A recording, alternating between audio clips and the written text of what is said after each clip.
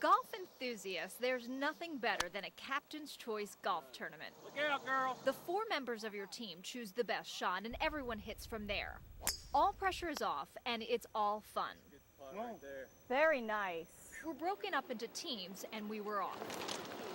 On my team, we have Hunter and Alan, who turn out to be 2 very good players. No, I heard you were good. You're supposed to carry our team. Then we have Frank, who plays once a year, and yours truly. And while I love this game, I'm not very good. Not like that. One by one, we tee off. Take a look at this puppy. I've got the Blue Rage. Yeah, it's my husband's club. I don't know how good I'll be doing with this thing.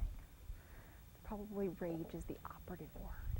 Rage and a lot of frustration, but it's fun nonetheless. So bad at this game, but I love this game. Frank and I rode this course together, and it was a good thing because we ended up spending much of the day trying to find our balls than we did playing. You'd think that like a little white ball would stick out. So well. Hunter and Alan were cruising through this course with ease. Come on. Oh, there's a man. There you go. I was feeling a little out of my league. At some point, I have to contribute to this game. But despite some of the really bad shots, There you go. Yep, I redeemed myself.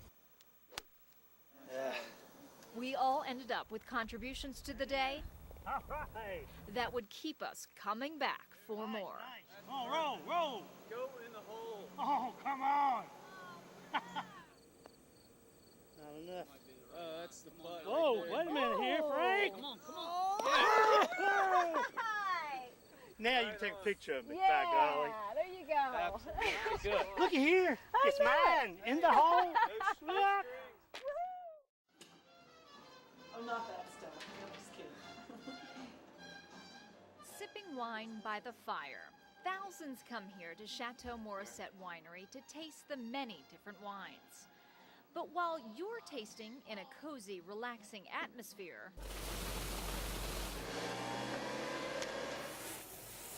this is what's going on behind the scenes, a mad rush to create that wine.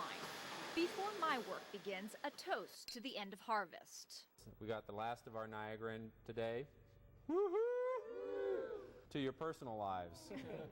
Wish I could just be sitting here sipping champagne all afternoon, but I gotta get to work. In fact, once the grapes are picked, there's very little standing around. We must work quickly to get the grapes crushed and in the vats to start the fermentation process. This machine crushes the grapes, but I get a chance to get a closer look and experience crushing the old-fashioned way. There's Oh. yeah. Oh. Now what you can do is you can actually go all the way down in there and disappear and never be reappear. seen again. Look at this. You can feel it. Grab a big handful. Look at that.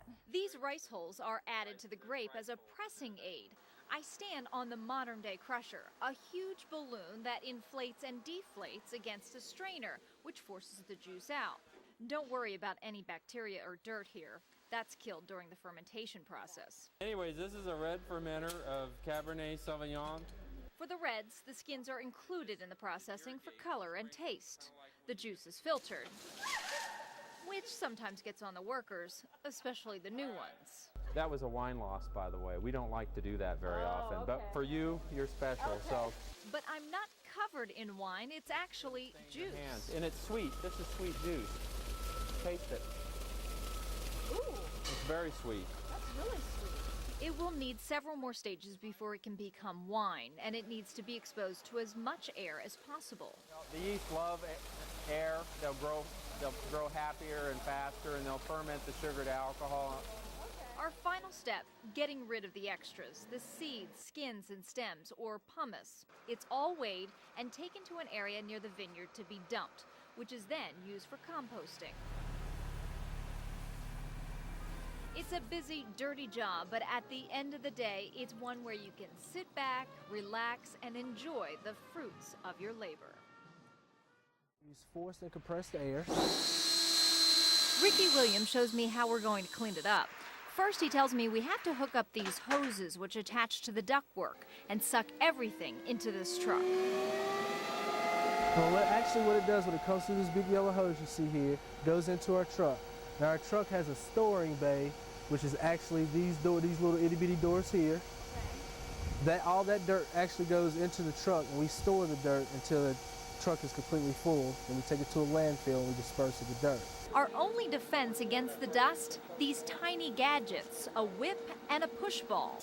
The whip goes inside the vent first. It's used to break up the dust. We watch as the camera catches everything. Oh, look at that. This doesn't seem difficult, but as I find out, duct systems have many twists and turns, and knowing where to go is important. It's stuck. The cord the whip is attached to gets tangled, I broke it. and Ricky here has to bail me out. You just got hung on a damper. That's okay. Okay. Everything's good. Each vent is cleaned out and the air pushed out into the truck, cleaning the air.